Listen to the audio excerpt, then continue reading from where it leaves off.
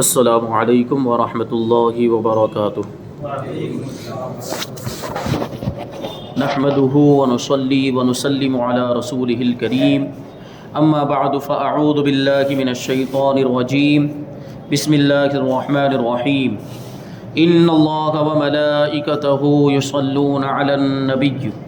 يا أيها الذين آمنوا صلوا عليه وسلموا تسليما اللهم صل على سيدنا ومولانا محمد معدن الجود والكرم وآله الكرام وابنه الكريم وبارك وسلم صلاة وسلاما عليك يا رسول الله صلی اللہ تعالی علیہ وسلم۔ عزیزان ملت اسلامیہ، فتح مکہ کا واقعہ بیان کیا جا رہا ہے۔ اس میں یہ باتیں بیان کی گئی کہ کس طریقے سے مسلمان فاتحانہ شان و شوکت کے ساتھ مکہ مکرمہ کے اندر داخل ہوئے، اور مکہ مکرمہ میں داخل ہونے کے بعد نبی کریم صلی اللہ علیہ وسلم نے سب سے پہلا فرمان کون سا جاری فرمایا تھا اس کو بھی ذکر کیا۔ پھر حضور پاک صلی اللہ علیہ وسلم مکہ مکرمہ میں آپ نے کہاں پر قیام فرمایا؟ حضرت ام ہانی رضی اللہ تعالی عنہا کے گھر میں آپ تشریف لے گئے، کھانا طلب کیا گیا، اور اس کے تعلق سے کچھ باتیں بیان کی گئی۔ حضور صلی اللہ علیہ وسلم کا جھنڈا حجون میں جس جگہ کو آج جنت المعلیٰ کہتے ہیں، وہاں پہ حضور پاک صلی اللہ علیہ وسلم مسجد الفتح کے قریب میں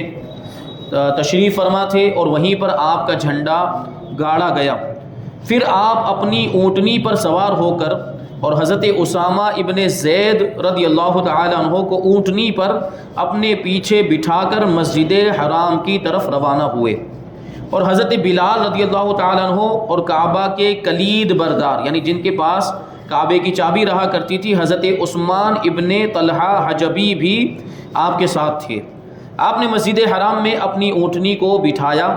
اور کعبے کا طواف کیا اور حجر اسود کو بوسہ دیا۔ یہ انقلاب زمانہ کی ایک حیرت انگیز مثال ہے کہ حضرت ابراہیم خلیل اللہ علیہ السلام، جن کا لقب بت شکن ہے، یعنی بتوں کو توڑنے والا، کیونکہ حضرت ابراہیم علیہ السلام نے خانہ کعبہ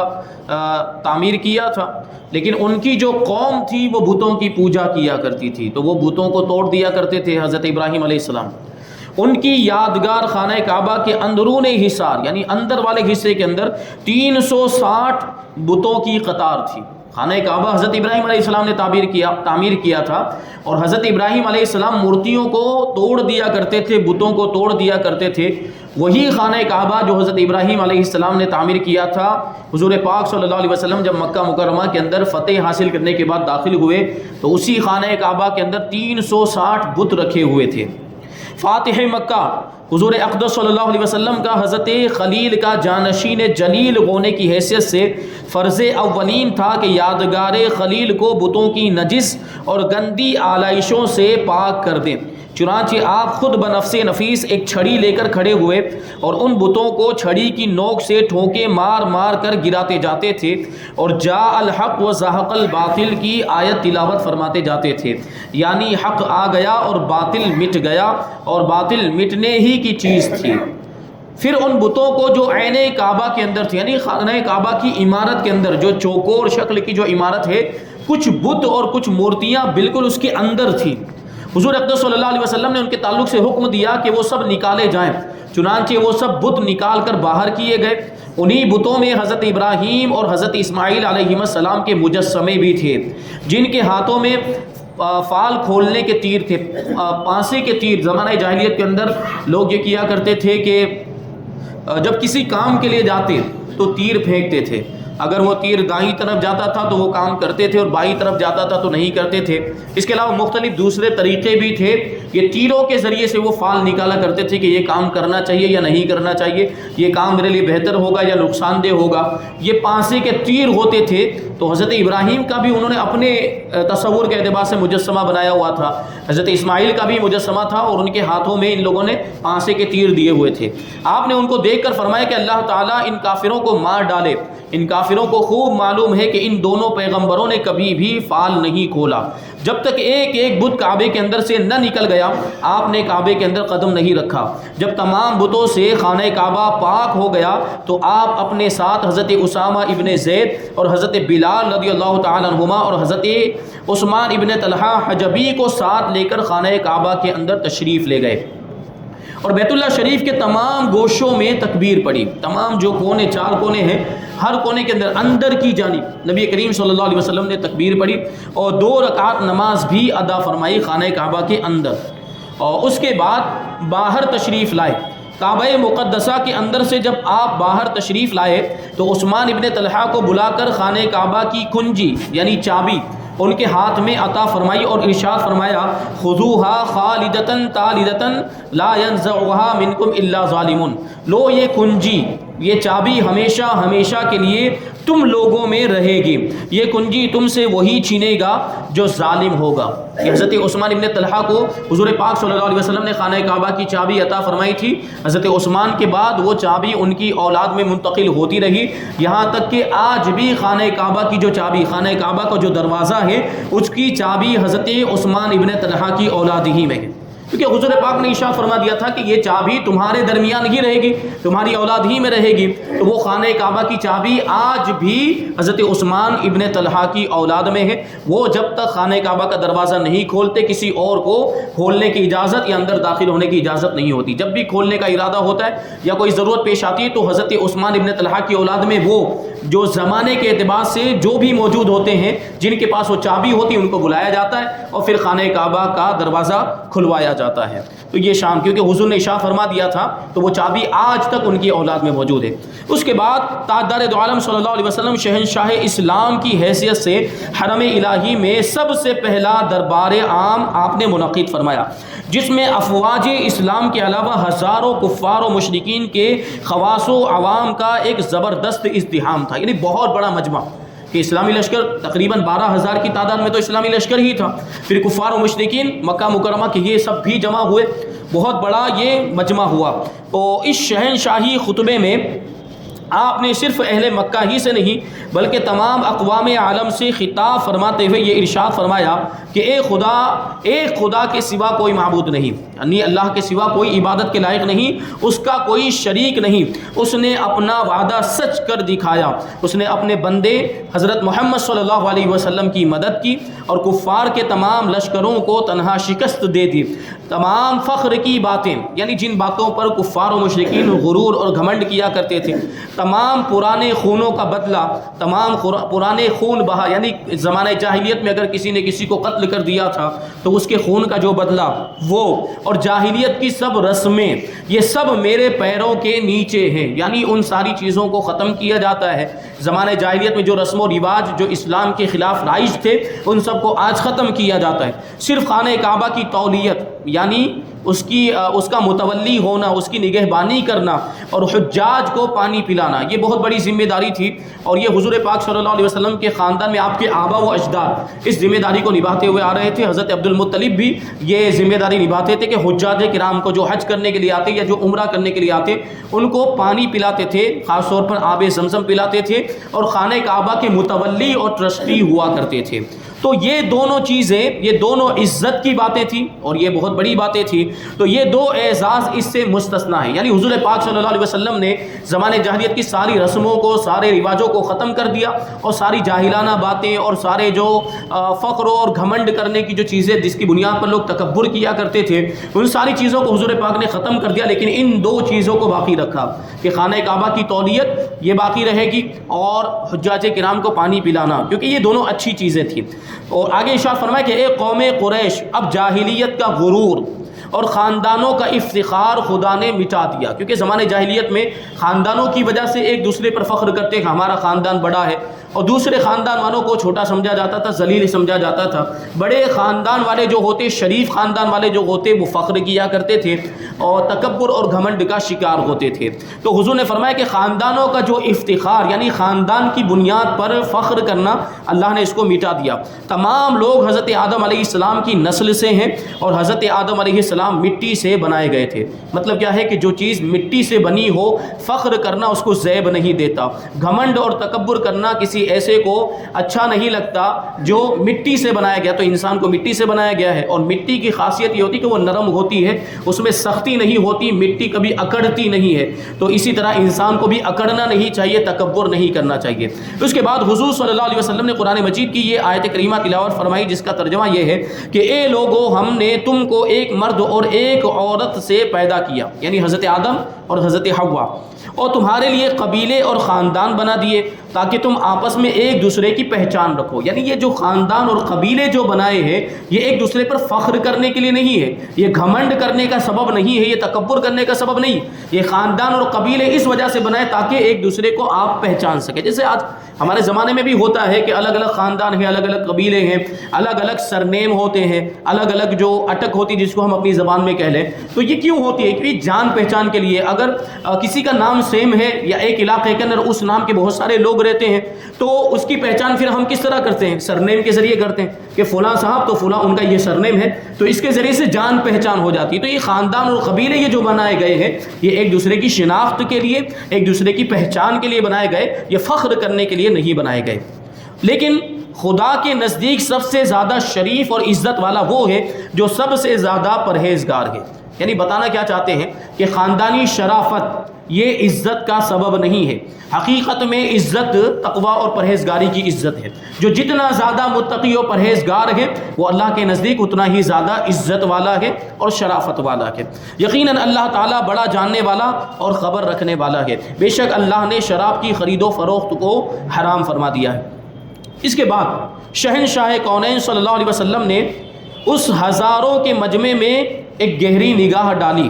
تو دیکھا کہ سر جھکائے، نگاہیں نیچی کیے ہوئے، لرزاں و ترسا ڈرتے ہوئے اشراف قریش، یعنی قریش کے بڑے بڑے سردار شریف لوگ کھڑے ہوئے ہیں۔ ان ظالموں اور جفاکاروں میں وہ لوگ بھی تھے جنہوں نے آپ کے راستوں میں کانٹے بچھائے تھے، وہ لوگ بھی تھے جو بارہا آپ پر پتھروں کی بارش کر چکے تھے، وہ خوخار بھی تھے جنہوں نے بار بار آپ پر قاتلانہ حملے کیے تھے، وہ بے رحم اور بے درد بھی تھے جنہوں نے آپ کے دندان مبارک کو شہید کیا اور آپ کے چہرے انور کو لہو لہان کر ڈالا تھا، وہ اوباش اور بدماش قسم کے لوگ بھی تھے جو برسوں برس تک اپنی بہتان تراشیوں اور شرمناک گالیوں سے آپ کے قلب مبارک کو زخمی کر چکے تھے، وہ صفاق اور درندہ صفت بھی تھے جو آپ کے گلے میں چادر کا پھندا ڈال کر آپ کا گلا گھونٹنے کی کوشش کر چکے تھے، وہ ظلم و ستم کے مجسمے اور پاپ کے پتلے بھی تھے جنہوں نے آپ کی صاحبزادی حضرت زینب رضی اللہ تعالی عنہ کو نیزہ مار کر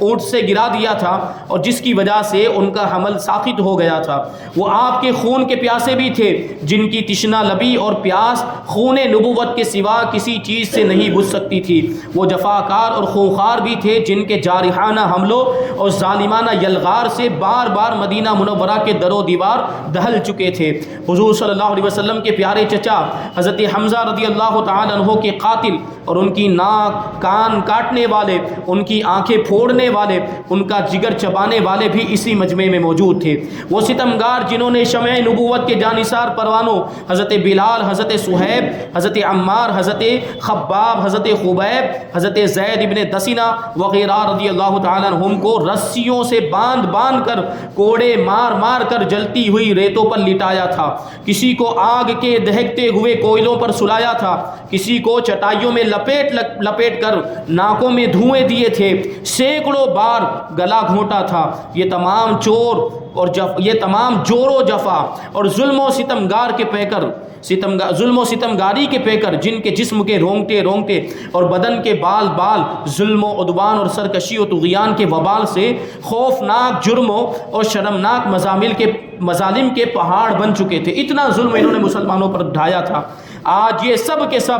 10-12 ہزار مہاجرین اور انصار کے لشکر کی حراست میں مجرم بنے ہوئے کھڑے کانپ رہے تھے اور اپنے دلوں میں یہ سوچ رہے تھے کہ شاید آج ہماری لاشوں کو کتوں سے نچوا کر ہماری بوٹیاں چیلوں اور کووں کو کھلا دی جائیں گی اور انصار و مہاجرین کی غضبناک فوجیں ہمارے بچے بچے کو خاک و خون میں ملا کر ہماری نسلوں کو نیست و نابود کر ڈالیں گی اور ہماری بستیوں کو تاخت و تاراج کر کے تہس نہس کر ڈالیں گے۔ ان مجرموں کے سینوں میں خوف و ہراس کا طوفان اٹھ رہا تھا، دہشت اور ڈر سے ان کے بدنوں کی بوٹی بوٹی پھڑک رہی تھی، دل دھڑک رہے تھے، کلیجے منہ میں آ گئے تھے، اور عالم یاس یعنی نا امیدی کی حالت میں انہیں زمین سے آسمان تک دھوئیں ہی دھوئیں کے خوفناک بادل نظر آ رہے تھے۔ اس مایوسی اور نا امیدی کی خطرناک فضا میں ایک دم شہنشاہ رسالت کی نگاہ رحمت ان پاپیوں کی طرف متوجہ ہوئی، اور ان مجرموں سے آپ نے پوچھا کہ بولو، تم کو کچھ معلوم ہے کہ آج تم سے کیا معاملہ کرنے والا ہوں؟